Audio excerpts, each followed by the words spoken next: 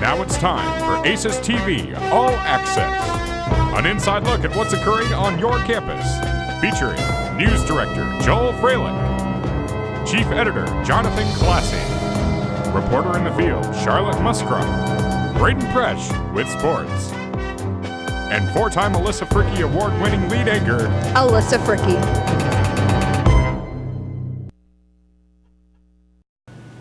Hello and welcome to the first edition of AcesTV All Access, the University of Evansville student home for news and entertainment. AcesTV is a student-run program that produces videos for ACES athletics and campus life. This semester, we hope you're getting back into the swing of things, and this year, the university and Evansville community have taken a special interest in your health. You may have noticed the bike racks around campus, which were provided by the Wellborn Foundation, and the Resident Student Association has a new Get Fit Live Well campaign, where you can earn points for simple things such as eating healthy and going to the fitness center. Some classes you can take this semester at the fitness center include Insanity, Turbo Kick, and Piloxing. Also at the Carson Center, a lot of ACES athletic events. Let's take it to Prech Pass with Braden Presch. Welcome inside the Prech Pass. I'm your host, Braden Presch. Each month in the Prech Pass, we'll take a look at what's going on in the UE Athletic Department. We'll start off with an interview with either a coach or a player and get their thoughts on how their season is going, as well as other events going on with that squad in the coming months. Then we'll take a look back at the previous month and pick out your top plays of the month. From slam dunks to game-winning shots, we'll relive all the best moments from the past month of Purple Aces athletics. Finally, we'll look ahead to big events coming up the following month, big games where you can get out and support your UE team. We start out with an interview with a guy who's no less than a giant ball of energy. Coach O'Keefe, in his first season as the head coach of the University of Evansville women's basketball team, has brought energy, passion, and intensity to a squad looking for an identity. When I sat down with Coach Epps, we talked about a lot of things, ranging from his first season here at UE to a special event coming up in February, Hoops for the Cure. Coach, on your bio on the GoPurpleAces.com, it says, energy, enthusiasm, teacher of the game. What does it mean to you to have those words being the descriptors that Purple Aces fans first see about you? It's kind of expectation that they can have for our program.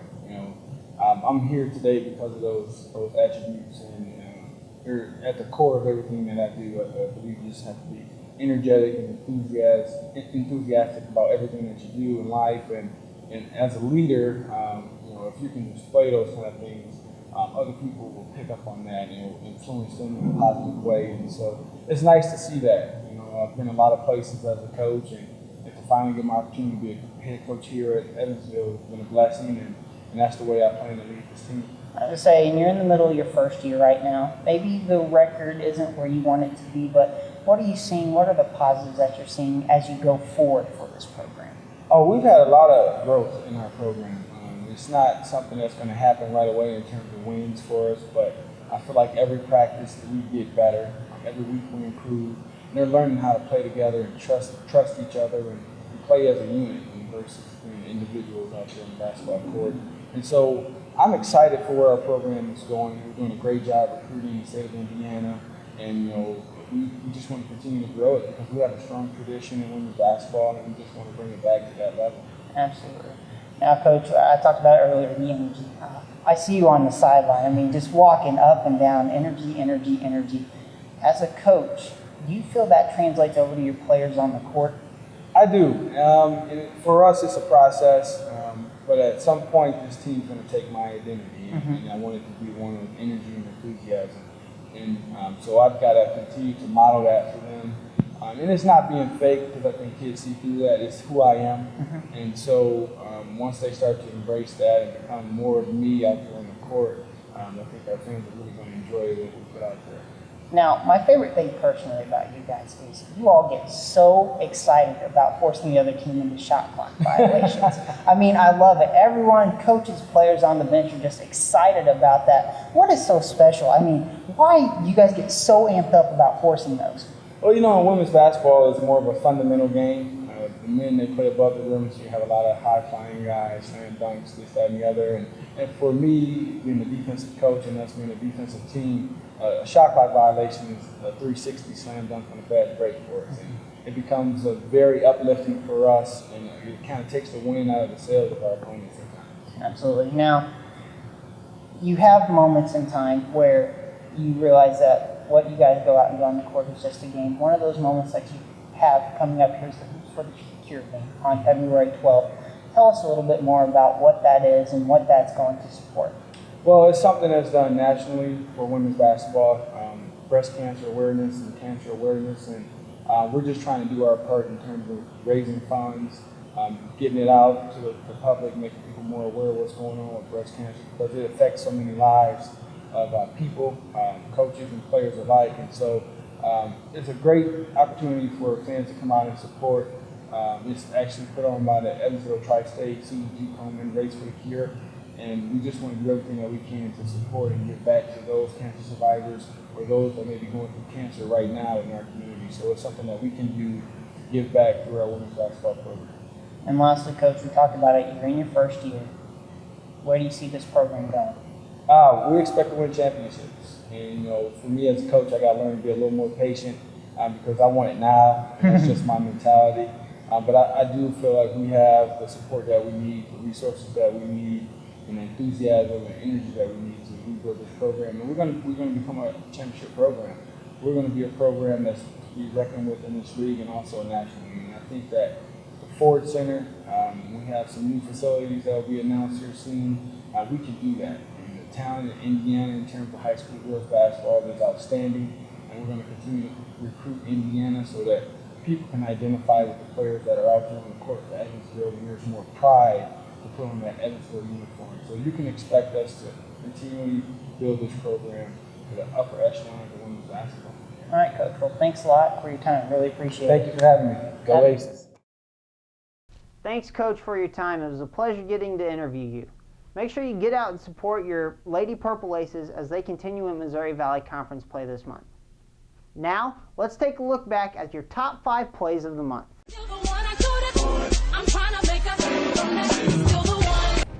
At number 5, Jordan Lewis and the Lady Aces taking on Wichita State. She gets the nice pass in, pump fakes, and gets the layup to go. One more time, looking for the block. Jordan Lewis says, "No suit for you." Nice layup, Jordan. At number 4, Ryan Sawville against Drake. He gets a nice bounce pass from Denver Holmes and throws down the emphatic slam. Take one more look at it. A nice dunk by Ryan Sawville.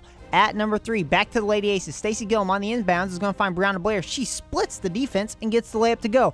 One more look, Brianna Blair, whoop, through the defense. Nice layup by Bree. Number 2, back to the men's side. An incredible individual performance by Colt Ryan against Bradley. He had a career-high 39 points, including a career-high 8 3-pointers. Colt absolutely dominated the game as the Aces won at the Ford Center. But number 1 is going to belong to Kenny Harris on this nice alley-oop slam against Illinois State, throwing it down. Take one more look. Denver Holmes to Harris. That's your number 1 play. Congrats to Kenny Harris on being our number 1 play of the month for that alley-oop slam dunk. If you have suggestions for the play of the month, send them in to me at UE Sports Guy on Twitter or Braden Pretch on Facebook, and then we'll see if they make the cut for next month's top plays. Now let's go ahead and take a look at what's coming up in the following months. On Sunday, February 7th, the UE men's Purple Aces basketball team welcomes in top 25 ranked Creighton to the Ford Center. Don't miss a matchup of 2 of the top scorers in the country as Evansville's own Colt Ryan faces off against Creighton's Doug McDermott.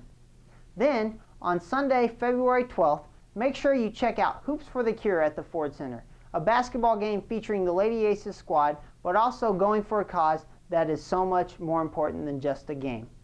Make sure you get out and support all your UE athletics teams, whether it's men's basketball and women's basketball as they go through conference play, or the women's tennis team, which starts up their season in February as well. Also, a big shout out to our men's and women's swimming and diving teams as they compete in their conference championships this month. Good luck, Aces. That's it for sports. Back to you, Alyssa. Thanks, Braden. And to share a little bit about student life and the international component at UE, let's take it to Charlotte Musgrove. Charlotte Muscroft here on behalf of AcesTV All Access. I'm your reporter in the field, and I'm here with Malcolm Flores, an international student here at the University of Evansville. But rather than me tell you about him, Malcolm can do it himself. Malcolm, thank you for being here today. You're welcome. Hi, I'm Malcolm Flores. I'm from the Philippines, and yeah, I'm studying here as an exchange student for 1 year. I'm actually in the Global Undergraduate Exchange Program, which is a program by the U.S. State Department. Yeah, they sent me here for like a cultural exchange, like to get to know the people of the U.S., the diversity we have here, and like also like share something about my culture, of course. What is the national language of the Philippines, and how many languages do you speak? I speak 3 languages, Filipino, Cebuano, and English. And then the official languages of the Philippines are Filipino and English. Can you explain a little bit about the culture and your life there in the Philippines? There are like similarities between the culture of the U.S. and the Philippines, but I would say like the Philippine culture is a bit more conservative. Is there a particular persona that generally is characterized by the Philippines? I would say like people in the Philippines are very jolly and warm, and like we just love to hang around people. We don't usually get alone. One Filipino that gets a lot of media coverage is Manny Pacquiao. Can you explain to us exactly who he is and his impact on the Philippines? Okay, Manny Pacquiao, the world's greatest boxer. He has been really an influential figure in the country. I mean, not really just in sports. That includes like politics, because he just ran into the Congress and won a seat there. I would say he's been a very significant figure in terms of like uniting the Filipino people, because every time he has a fight, people would naturally go and watch, and you won't see like cars on the streets. Crime rates go low. So what do people do for fun in the Philippines? Because I think food is one of the centerpiece of our culture. We always hang around with food.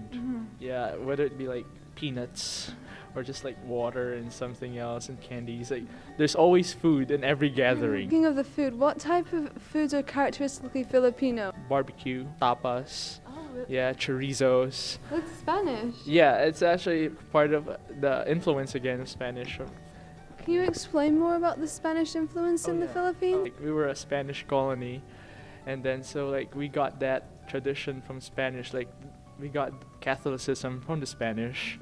We got some of the words we speak in Tagalog from the Spanish. The food, the traditions like the fiestas, and paying homage to the saints. That made us a melting pot of like the East and the West. Yeah, so like you have a taste of Oriental culture back in the country, and you have also this taste of the Western culture. What are the current events that are happening in the Philippines at the moment? Well, recently there was a flood actually in the city where I came from, where I spent my college years. It's in Cagayan de Oro. Yeah, and so my home university back in the Philippines, Xavier, became like an evacuation center and organized relief operation. What have you noticed then about changes in the Philippines during your lifetime? One of the great big changes in the Philippines is caused by the social networking, because I think social networking made a lot of like awareness to the people. Like right now, like people usually now participate in politics, and these are even like this includes like teenagers and people from different backgrounds and different age groups. It's actually quite heartwarming to see that, because people are now becoming more responsible. What is the biggest difference that you've noticed between the United States and the Philippines? Weather. Definitely, because we don't get that cold in the country. It's always bobbing around 60 to about 80. It gets as hot, maybe 100 plus Fahrenheit. Yeah, but usually it's warm. I also enjoy it, the cold weather, because it's quite unique. I grew up warm weather, and I've been living with it for 17 years already, and it's really good to like experience something new. Finally, what is one thing about your time here at UE that you think will really stick with you when you go back to the Philippines and make a big impact on your life? It's really heartwarming to see different people from different backgrounds, different races, different beliefs, getting along, becoming friends. And that's I think I would miss that. And then also that would enrich my experience, because that would help me a lot to like deal with people. Well, thank you so much for talking with us today, Malcolm. Yeah, You're welcome. This is Charlotte Muscroft here on behalf of AcesTV All Access. I just interviewed Malcolm, and thank you for watching. Thanks, Charlotte, for that student profile. We have a lot of things going on this month. On February 15th, the UE Jazz Ensemble will host a swing dancing event to raise money for a trip to Elmhurst College Jazz Festival. The theater department presents The Cripple of Inishmin, opening Friday, February 17th. And the Vagina Monologues will run on February 11th and February 12th. And don't forget to prepare for and attend the Career Fair on February 14th. Speaking of Valentine's Day, let's take it to Joel Freilich for our Hurden Ridge segment, Discount Dating.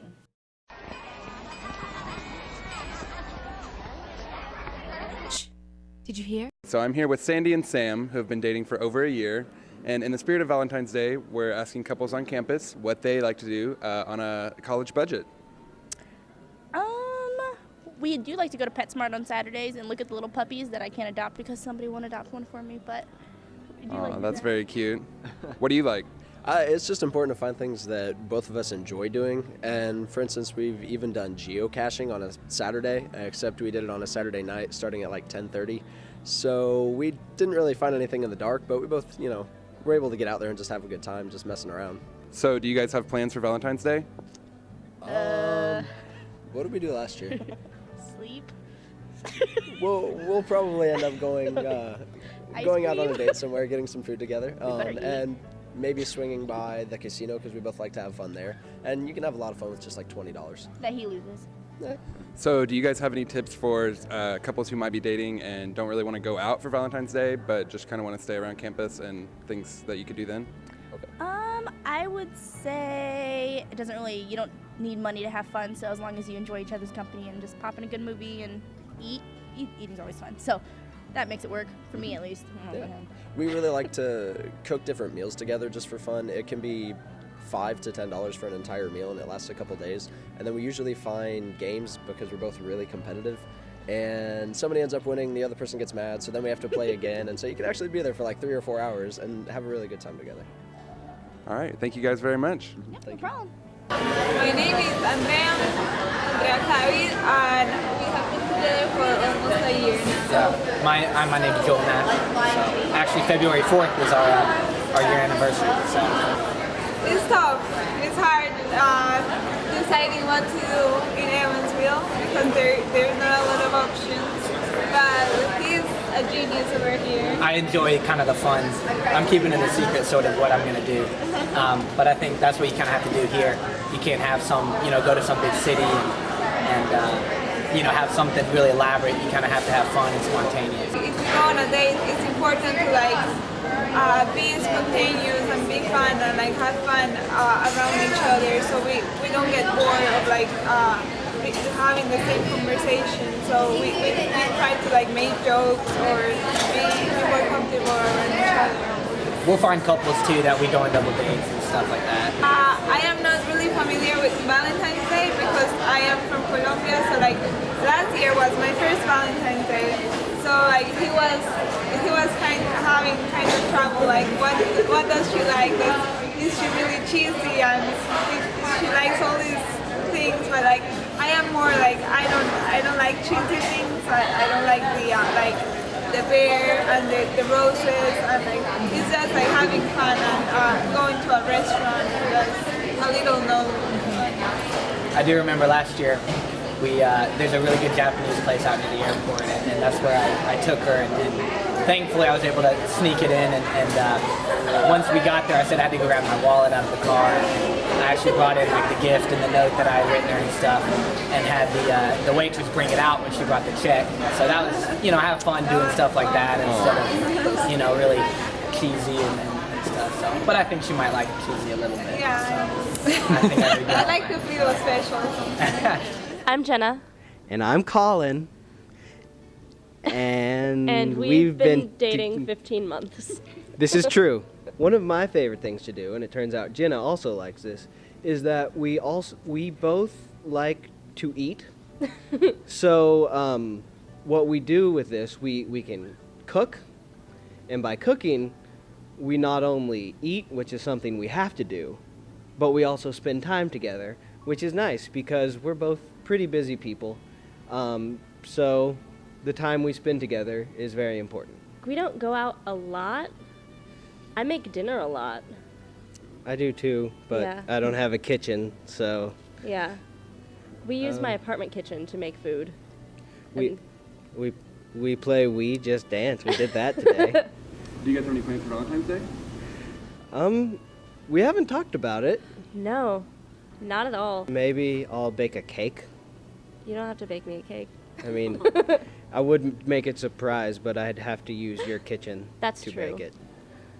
I was thinking I might get some rose petals and put them going down her stairs all the way to her first class.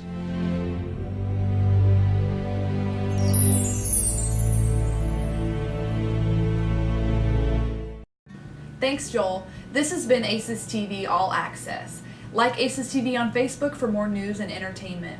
Thanks for watching, and we'll see you next month. Until then, I'm Alyssa Fricky, and I'll see you around campus. Want to be a part of AcesTV All Access or have suggestions for our show? Contact us at goacestv@gmail.com, follow us on Twitter @AcesTV, or like us on Facebook.